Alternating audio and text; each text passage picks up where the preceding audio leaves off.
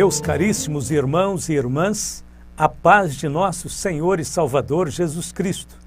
Estamos aqui para o estudo de mais uma lição da Escola Bíblica Dominical. Hoje estudaremos a lição de número 11 com o seguinte tema: Esdras vai a Jerusalém ensinar a palavra. Texto áureo: e provaram a boa palavra de Deus, aos Hebreus 6:5. Verdade prática: a palavra de Deus é semelhante a uma afiada espada, é poderosa e penetrante. Leitura bíblica em classe, Esdras, capítulo 8, versos de 1 ao 12. A restauração de Jerusalém exigia que a palavra de Deus fosse restabelecida como alicerce da espiritualidade da nação. Para esta tarefa, Deus escolheu a Esdras, escriba e sacerdote que foi enviado pelo governo da Pérsia para ensinar o povo. Ponto de número 1. Artaxerxes envia Esdras. Os judeus sob o domínio dos persas.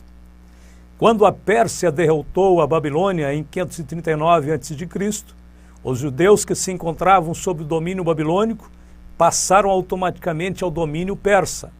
Fato este que veio favorecer os judeus em todos os sentidos. Ciro, o persa, demonstrou completo respeito pelos exilados. Em todas as conquistas, destacou-se por uma generosidade incomum ao poupar seus inimigos vencidos ou até empregá-los em cargos administrativos de seu império. Ciro também demonstrou tolerância religiosa ao manter intactas as instituições locais com grande respeito às tradições religiosas. Também procurou manter todos os povos do império sob a administração de líderes locais, de forma que, sob a soberania de um governo forte, muitos daqueles povos se viram em melhor situação sob os persas do que independentes. A habilidade política de Ciro, seguida pelos seus sucessores imediatos, assegurou a força e a unidade de uma vasta região que ia da Anatólia ao Afeganistão e do Cáucaso à Arábia, composta por uma miríade de povos diferentes, algo que jamais havia sido conseguido na história da humanidade até então. A estabilidade das conquistas de Ciro foi possível mediante uma política de respeito aos costumes das populações conquistadas. Esdras é enviado a Jerusalém para ensinar a lei de Deus. Há um intervalo de quase 60 anos entre os capítulos 6 e 7. A história no livro de Ester ocorreu durante esse tempo, no reinado de Assuero, também chamado Xerxes, o Grande, que governou de 486 a 465 a.C. Artaxerxes, seu filho, começou a reinar em 465 a.C. e Esdras retornou a Jerusalém em 458. Já haviam passado cerca de 80 anos desde que o decreto de Ciro fora assinado e os primeiros cativos tinham retornado a Jerusalém. Já fazia 58 anos que o templo tinha sido levantado. Até este ponto, Esdras encontrava-se na Babilônia, provavelmente fazendo os registros dos eventos históricos e espirituais do povo judeu. Esta foi a sua primeira viagem e tomou 4 meses para completá-la. Naquele tempo, o rei persa conheceu a Esdras e ficou impressionado com seu elevado grau de conhecimento da lei do Deus de Israel, e junto com seus 7 conselheiros, autorizaram que Esdras fosse a Jerusalém ensinar a palavra de Deus. A importante carta que o rei enviou com Esdras. Esta é, pois, a cópia da carta que o rei Artaxerxes deu ao sacerdote Esdras, o escriba das palavras dos mandamentos do Senhor e dos seus estatutos sobre Israel. Artaxerxes, rei dos reis, ao sacerdote Esdras, escriba da lei do Deus do céu, paz perfeita. Por mim se decreta que no meu reino todo aquele do povo de Israel e dos seus sacerdotes levitas que quiser ir contigo a Jerusalém, vá. Esdras 7, de 11 a 13. Esdras queria levar consigo muitos judeus de volta a Jerusalém e necessitava de um decreto do rei que autorizasse a qualquer judeu que quisesse retornar, que pudesse fazê-lo. A carta do rei Artaxerxes continha as seguintes determinações. Primeiro, qualquer judeu que assim desejasse poderia acompanhar Esdras a Jerusalém. Segundo, Esdras poderia levar consigo ouro e prata que o rei e os seus conselheiros e o povo voluntariamente deram ao Deus de Israel. Terceiro, os vasos sagrados que ainda estavam na Babilônia seriam restituídos. Quarto, qualquer despesa seria paga pelo tesouro do rei. Quinto, não seriam cobrados os impostos e tributos aos servidores do templo. Sexto, Esdras poderia nomear regentes e juízes para julgar o povo de acordo com a lei de Deus. Sétimo, caso encontrasse qualquer oposição no caminho, a carta seria como um passaporte real para a proteção da caravana. Esdras reconheceu que o fato de ter achado graça diante do rei demonstrava que a mão do Senhor estava sobre ele para executar aquela importante missão. Esdras sabiamente reconheceu a ação de Deus e louvou ao Senhor. Bendito seja o Senhor, Deus de nossos pais, que tal inspirou ao coração do rei para ornarmos a casa do Senhor que está em Jerusalém, e que estendeu para mim a sua beneficência perante o rei e os seus conselheiros e todos os príncipes poderosos do rei. Assim me esforcei segundo a mão do Senhor sobre mim e ajuntei dentre Israel alguns chefes para subirem comigo. Esdras, capítulo 7, verso 27 e 28. Ponto de número 2. Esdras ensina a palavra ao povo.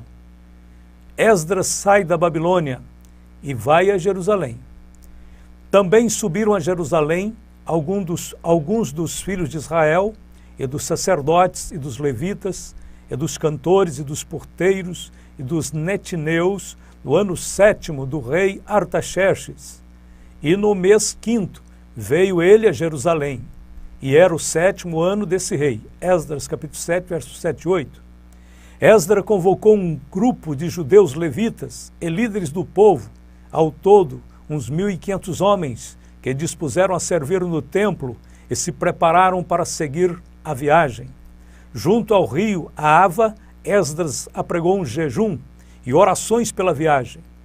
Então apregoei ali um jejum junto ao rio Ahava, para nos humilharmos diante da face de nosso Deus, para lhe pedirmos caminho direito para nós e para os nossos filhos e para toda a nossa fazenda, porque me envergonhei de pedir ao rei exército e cavaleiros para nos defenderem do inimigo no caminho, porquanto tínhamos falado ao rei, dizendo: a mão do nosso Deus é sobre todos os que o buscam para o bem, mas a sua força e a sua ira sobre todos os que o deixam.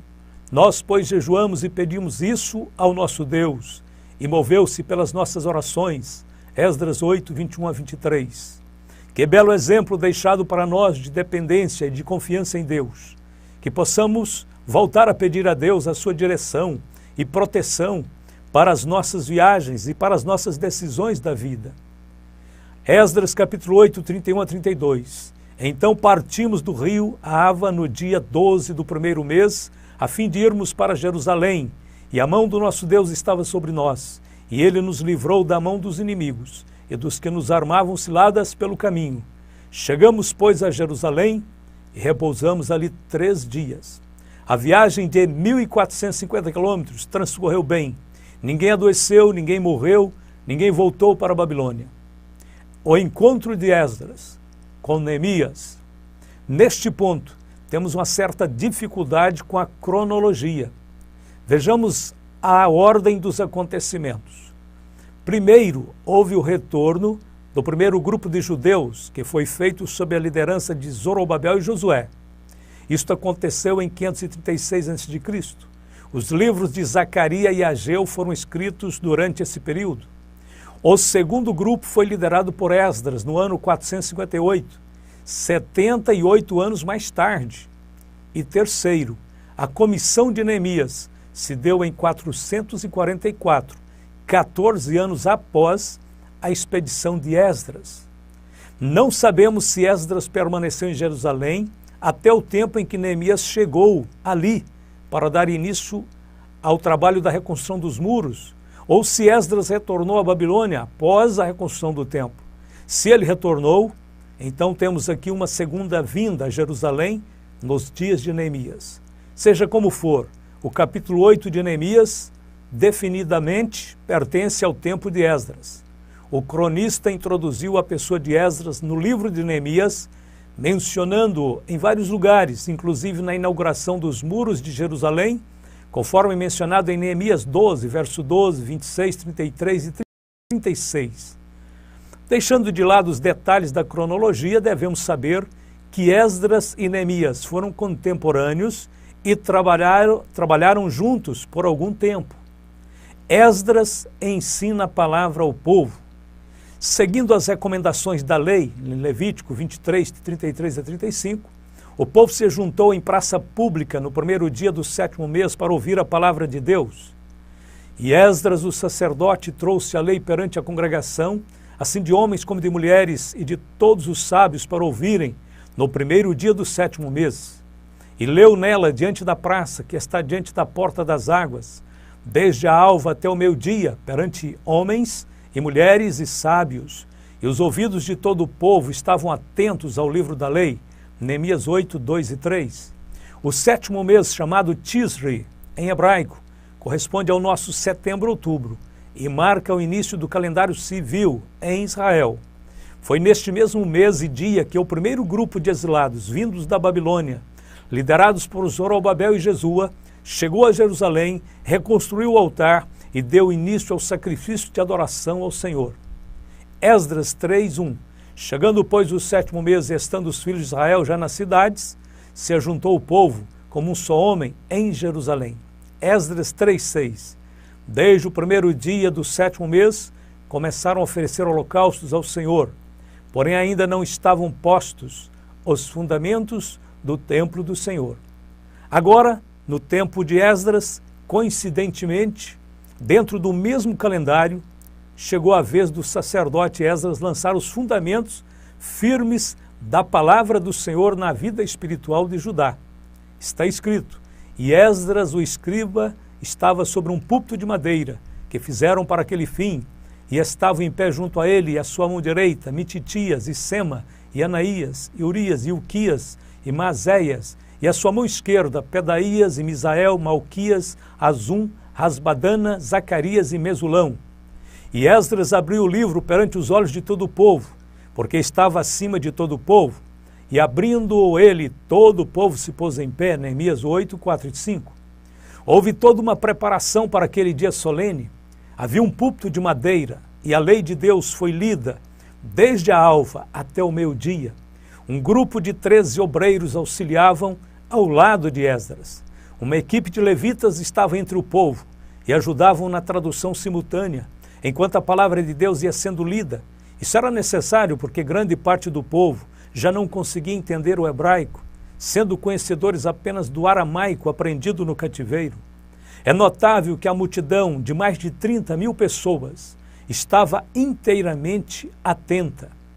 E Esdras louvou o Senhor, o grande Deus, e todo o povo respondeu: Amém, Amém, levantando as mãos, e inclinaram-se e adoraram o Senhor, com o rosto em terra. Neemias 8, 6. A reunião de estudos bíblicos transformou-se em louvor e adoração. Esdras bendisse a Deus, pronunciando louvores e ações de graças por tudo quanto tinha sido feito em Jerusalém com respeito à sua restauração. O povo correspondia com gritos altos de amém e amém. O ensino foi maravilhoso. E Neemias, que era o governador, e o sacerdote Esdras, o escriba, e os levitas que ensinavam o povo, disseram a todo o povo: Este dia é consagrado ao Senhor, vosso Deus, pelo que não vos lamenteis, nem choreis, porque todo o povo chorava, ouvindo as palavras da lei.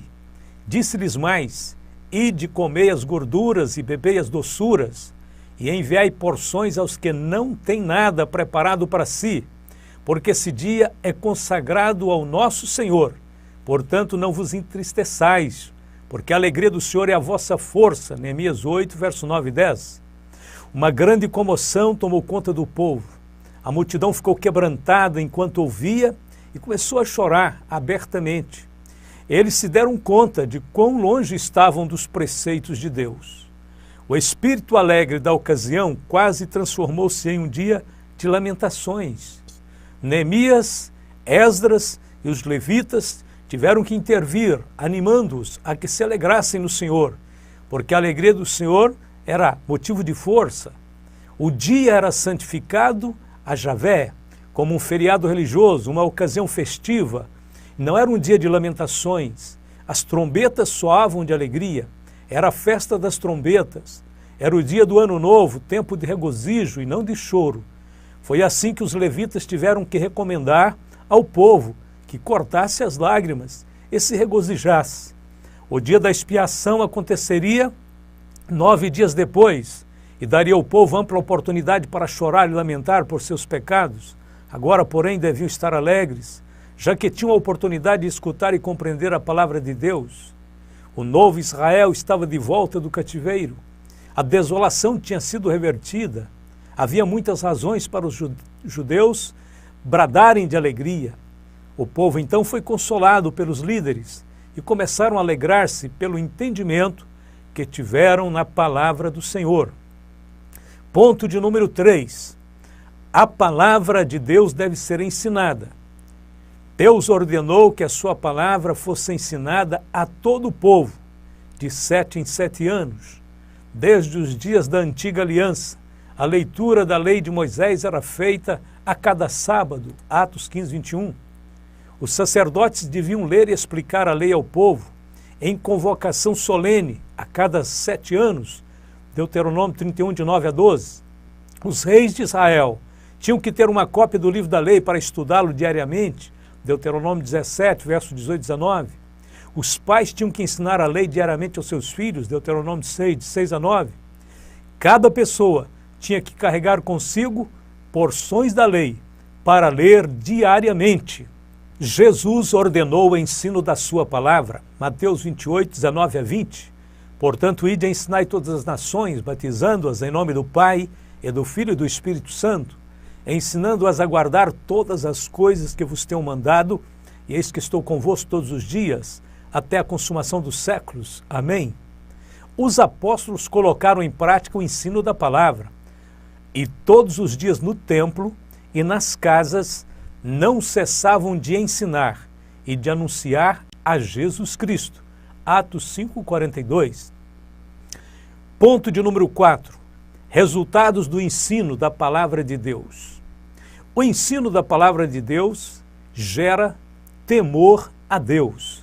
Conforme falou o Senhor, ajunta-me este povo e os farei ouvir as minhas palavras e aprendê-las-ão para me temerem todos os dias que na terra viverem, e as ensinarão a seus filhos. Deuteronômio 4, verso 10.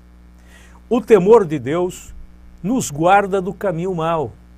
A Bíblia diz, pela misericórdia e pela verdade se purifica a iniquidade, e pelo temor do Senhor os homens se desviam do mal. Provérbios 16, verso 6. Nos dias de Esdras, o ensino da palavra levou o povo à confissão, ao arrependimento e à adoração.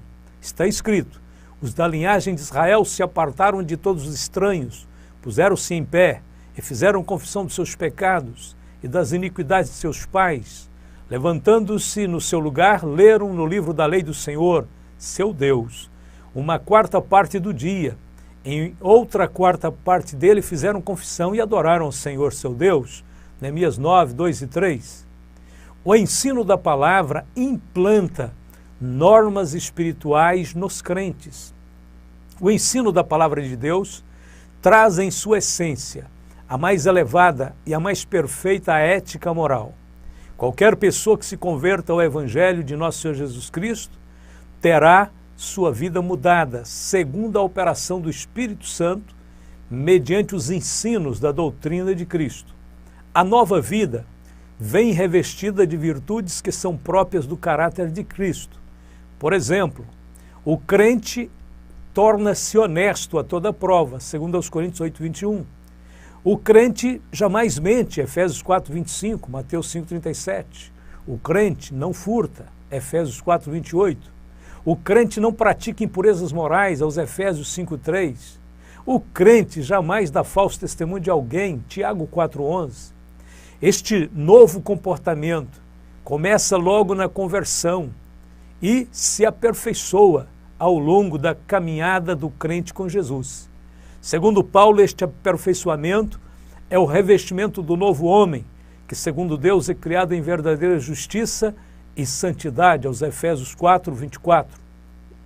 O ensino da palavra dá conhecimento, porque em tudo fostes enriquecidos nele, em toda palavra e em todo conhecimento.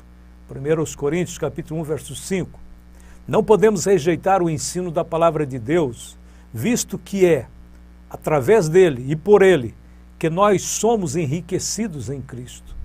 A igreja está sendo preparada para seu encontro com Cristo como uma noiva pura e sem mácula.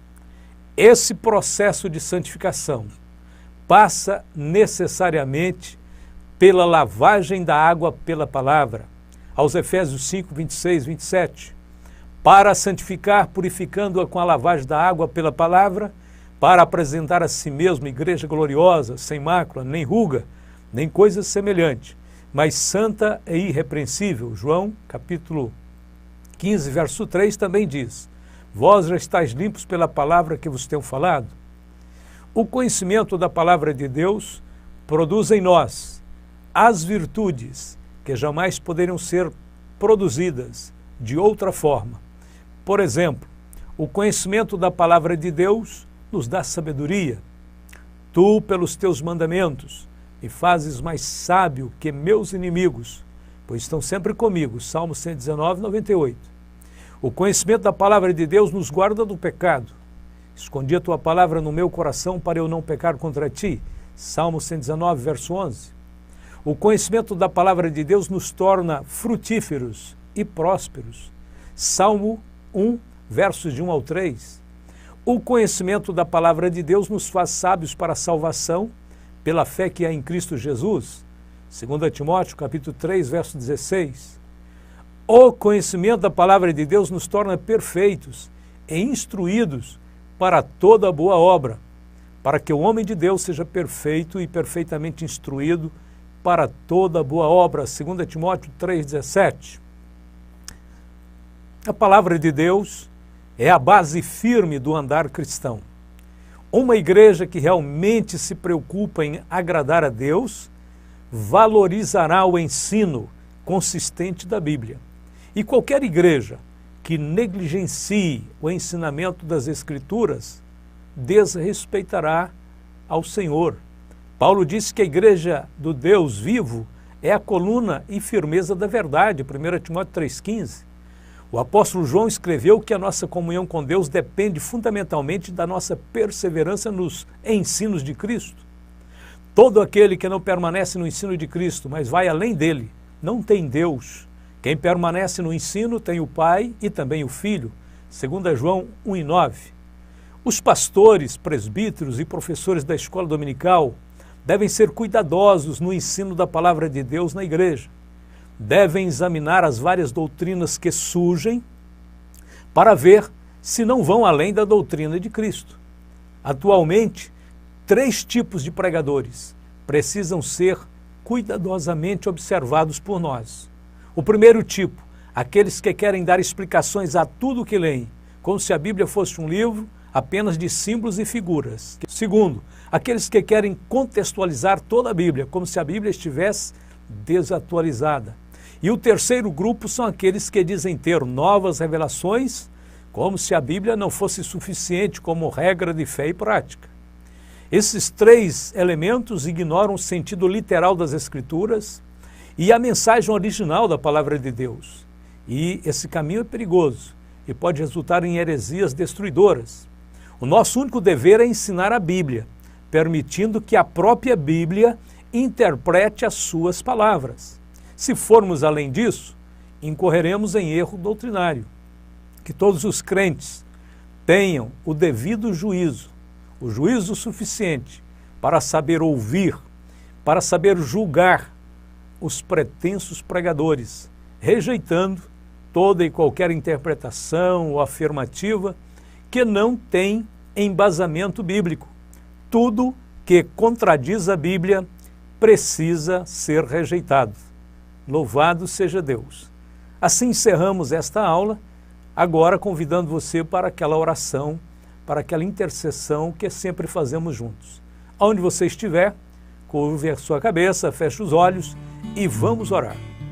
Querido Pai Celestial, louvamos o Teu nome, Senhor, por este momento de estudo da Tua Palavra, pela vida de todos os Teus filhos, rogando ao Senhor que esteja conosco, que esteja com cada pregador, com cada professor, cada mestre da Tua Palavra, usando em Tuas mãos com sabedoria e temor. Pai, que o ensino sadio, o ensino bíblico consistente, seja restaurado na igreja, seja fortalecido nas igrejas que já estão praticando a Tua Palavra com responsabilidade. O Senhor possa abençoar a todos os Teus filhos, todos os Teus pregadores, todos os mestres, que em nome de Jesus esta obra cresça, este povo seja edificado e todos nós cresçamos para a glória e louvor do Teu nome. Abençoe as nossas famílias em nome de Jesus Cristo. Te agradecemos e Te louvamos hoje e sempre, e todos digam amém e amém.